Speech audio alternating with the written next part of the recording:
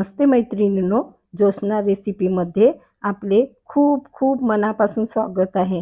आज आपण कारल्याची भाजी झणझणीत आणि एकदम स्वादिष्ट आणि खूप छान चवीला लागणारी अशी भाजी बनवणार आहे। तर चला मग रेसिपीला सुरुवात करूया वेळ न घालवता। तर मी इथे काही कारले असे चिरून घेतलेले आहे, त्यांच्या बिया काढून घेतलेल्या आहे आणि पाण्यामध्ये हळद आणि मीठ टाकलेलं होतं आणि असे ते थोडा वेळ मी 10 मिनिटं असं भिजवून ठेवलेलं आहे। त्यानंतर आता हे आपल्याला काढून घ्यायचे आहे।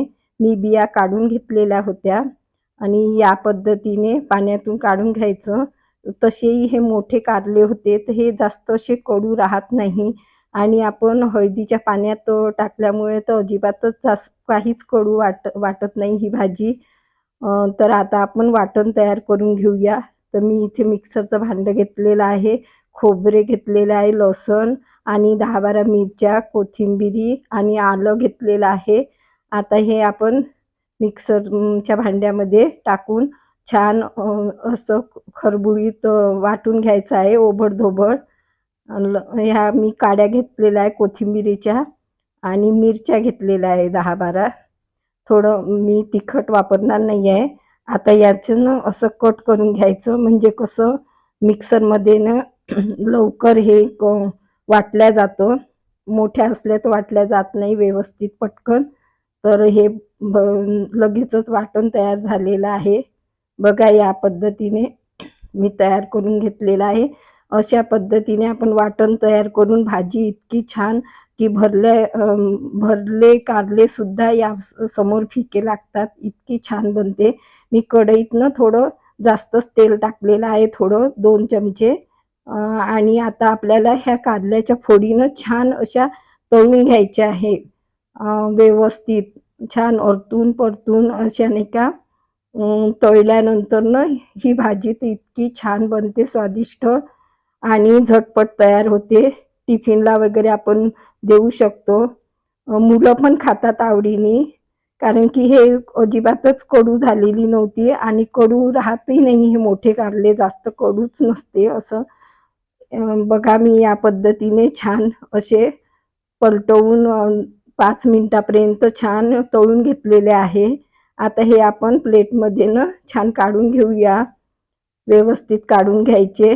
मी तेल थोडं जास्त टाकलेलं होतं, याच तेलामध्ये मग आपण भाजी बनवून घेऊया।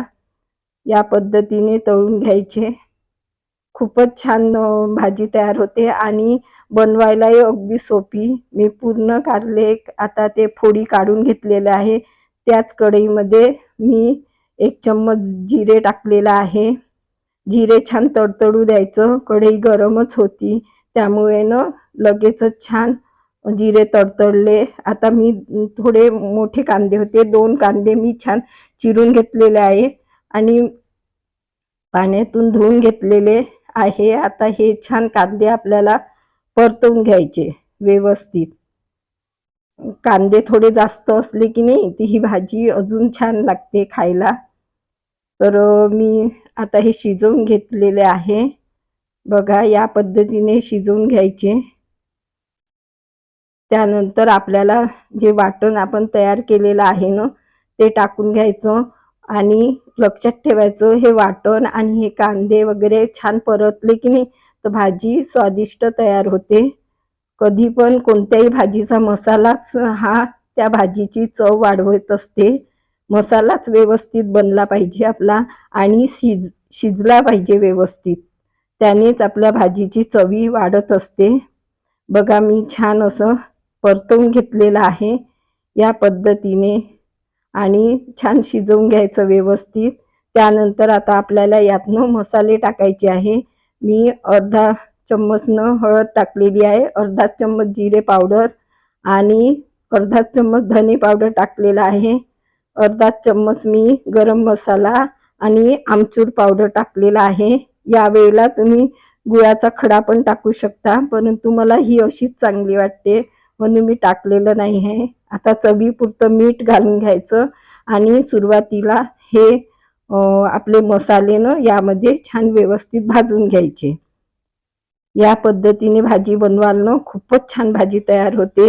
आता मी ना 2-3 टमाटर असे चिरून घेतलेले आहे. टमाटर थोडे ना जास्त वापरायचे, छोटे होते टमाटर. तर आता हे आपल्याला या मिश्रणामध्ये मऊ येईपर्यंत शिजवून घ्यायचे आहे टमाटर.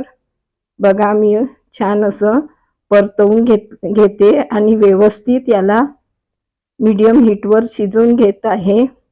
या पद्धतीने शिजवायचं आहे. आता आपल्याला ना आपण ज्या फोडी तळून घेतलेल्या आहे त्या टाकून घ्यायचा. इतकी छान भाजी तयार झालेली आहे ही, खूपच छान. बघा आता मी हे शिजवून घेते 2-3 मिनिटं. खायला ती इतकी रुचकर लागते. तुम्ही नक्की एकदा तरी ट्राय करून बघा या पद्धतीने, आणि बनवायला अगदी सोपी. बघा आता मी ही छान शिजवून घेतलेली आहे. आता आपण कोथिंबीर टाकूया. मी कोथिंबीर टाकून घेतलेली आहे. आता आपण सर्व करण्याच्या प्रोसेसकडे वळूया. बघा आपली कारल्याची झणझणीत अशी स्वादिष्ट भाजी तयार झालेली आहे. कशी वाटली तुम्हाला माझी पद्धत? नक्की ट्राय करा आणि कमेंट्स करून कळवा. पुन्हा भेटू नवीन व्हिडिओ सोबत. तोपर्यंत मस्त राहा, खुश राहा, आनंदी राहा, हेल्दी राहा आणि नवीन नवीन पदार्थ बनवून खात राहा. धन्यवाद.